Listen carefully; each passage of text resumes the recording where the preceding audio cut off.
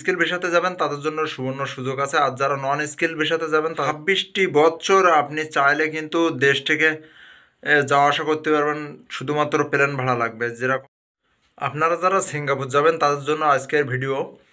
সিঙ্গাপুরে যাওয়ার আগে অবশ্যই আপনাদের এই ভিডিওটা অনেক মূল্যবান একটা ভিডিও হবে আশা রাখি।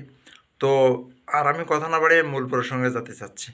তো মূল প্রসঙ্গটি হলো এই যে যারা আপনারা সিঙ্গাপুরে যাবেন তারা অবশ্যই অনেকে জানেন না যে সিঙ্গাপুরে যাওয়ার জন্য দুইটা ক্যাটাগরিতে সিঙ্গাপুর যেতে হয়। একটি হলো স্কিল, অন্যটি হলো নন স্কিল। তো আপনারা যারা স্কিল ভিসাতে যাবেন তাদের জন্য সুবর্ণ সুযোগ আছে, আর যারা নন স্কিল ভিসাতে যাবেন তাদের জন্য সুযোগ নেই। তো আমি ফার্স্ট নন স্কিল ব্যাপারটা আমি আপনাদের এখন বলবো। তো নন স্কিল ভিসাতে আপনারা যদি যান তাহলে যে সমস্যা সেটা আমি এখন বলছি। তো নন স্কিল ভিসা অর্থাৎ ট্রেনিং ছাড়া ভিসা।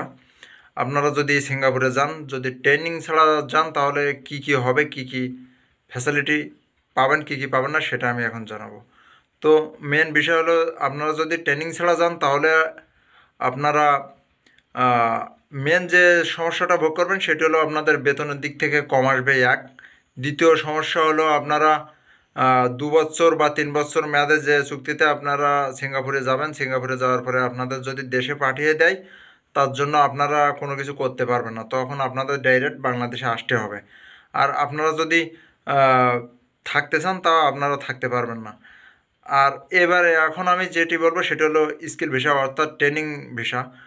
যদি আপনি বাংলাদেশ থেকে আগে ট্রেনিং দিয়ে যদি পাশ করে উত্তীর্ণ হয়ে যদি যান তাহলে আপনার জন্য রয়েছে সুবর্ণ সুযোগ। তো আপনি যদি ট্রেনিং করে যান তাহলে আপনার যে সুবিধাটা আপনি ফার্স্ট পাবেন সেটি হলো আপনার বেতন হবে বেশি। আর দ্বিতীয় কথা, আপনি যদি 26টি বছর আপনি চাইলে কিন্তু দেশ থেকে যাওয়া আসা করতে পারবেন, শুধুমাত্র প্লেন ভাড়া লাগবে। যেরকম আমি উদাহরণস্বরূপ বলতে চাচ্ছি, মনে করেন আপনি 3 বছর বা 5 বছর সিঙ্গাপুরে কাজ করছেন, আপনার আর ওই কোম্পানিটা ভালো লাগলো না, আপনি চাইলে অন্য একটা কোম্পানি চেঞ্জ করে কাজ করতে পারবেন, এবং আপনি চাচ্ছেন যে বাংলাদেশে চলে আসবেন, আপনি বাংলাদেশে চলে আসলেন, কোনো সমস্যা নেই। এবং যখন আপনি আবার সিঙ্গাপুরে যেতে চাচ্ছেন 2 বছর বা 1 বছর অপেক্ষা করার পরে শুধুমাত্র আপনার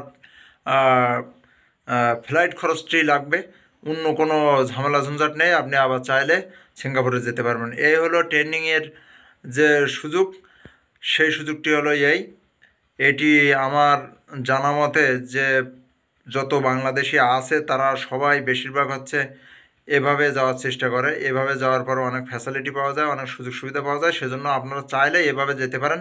আর এটাতে অনেক বেনিফিটও পাবেন। আর যেহেতু আপনি যদি ট্রেনিং করে যান তাহলে আপনার একটু খরচের ভাগ বেশি পড়ে যায়, দেখা যাচ্ছে 11, 12 বা 13, 14, 15 এরকম লাখ টাকা খরচ হয়।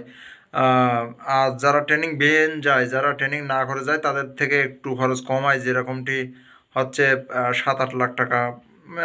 মেন কথা হলো 10-এর ভিতরে টাকা খরচ হয়, কিন্তু ট্রেনিং ছাড়া গেলেই কিন্তু ফ্যাসিলিটি কম। তো আশা করি সবাই বুঝতে পেরেছেন। এতক্ষণ সাথে থাকার জন্য সকলকে অসংখ্য ধন্যবাদ। সবাই সুখে থাকেন, শান্তিতে থাকেন। আল্লাহ হাফেজ।